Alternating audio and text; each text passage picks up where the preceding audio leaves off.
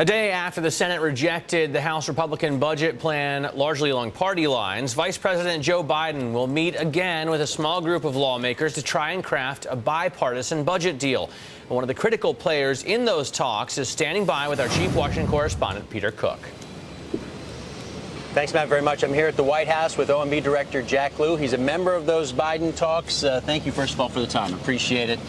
Let me ask you about the results last night in the Senate. That vote on the Ryan bill, overwhelming, 57-40, in opposition to the Ryan plan. You also have that vote in the New York Congressional District, the 26th District, where Medicare was such a big issue. Do you all feel emboldened? Has your negotiating position been strengthened by what's happened this week? Well, good to be here, Peter. I'm not going to get into the political analysis, but I think if you look at the substance behind the vote in the Senate yesterday, it reflects the deep uneasiness about fundamentally changing the structure of Medicare.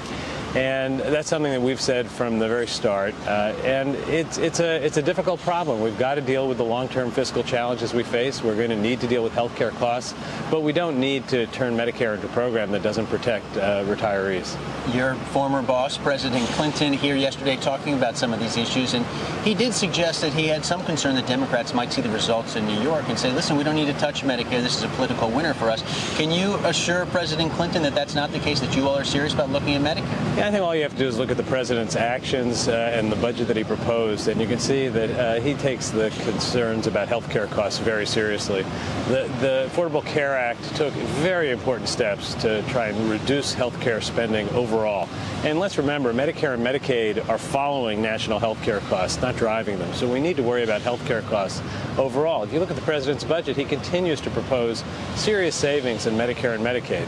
There's a sharp difference between looking for more savings and changing the program in such a dramatic way that it leaves elderly people holding the burden, the risk of thousands, almost $7,000 of burden when the Ryan plan is phased in. We think that's wrong. So the Biden talks, Medicare is on the table in terms of Democrats' position. I'm not going to speak to the specifics of the Biden talks. One of the things that's very important about the conversations that the vice president is leading is that they're serious conversations where everything is on the table, where the conversations stay in the room, and I'm encouraged. I think we're making progress in the room, working towards a goal that everyone has agreed to. We've all agreed that there's a $4 trillion problem, that we need to take real action this year to be set on a path towards reducing the deficit, and we have to find the areas where we can agree to agree.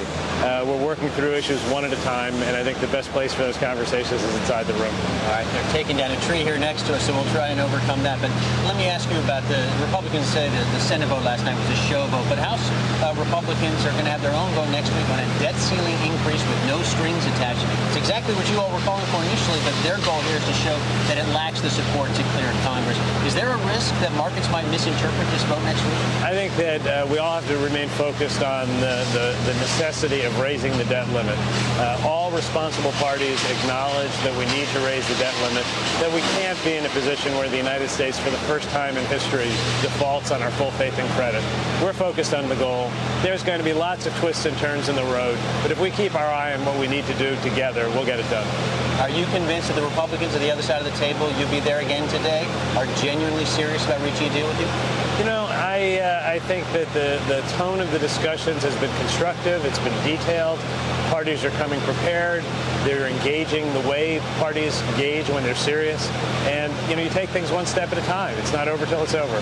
One final question. You're rolling out today, separate issue, regulatory changes that the White House has been reviewing for 4 months now. Are these changes a new bone to business? These are very important changes. You know, in January, the president announced that he was going to go through a number of important reviews of regulatory policy. One of the things he said is we were going to look back as well as forward. Look at all the regulations that are on the books and see, are there some that we can either change or eliminate? We're making changes today that will save over $10 billion over the next 10 years. They'll remove some regulatory burdens, modify others, while at the same time protecting the public health and safety.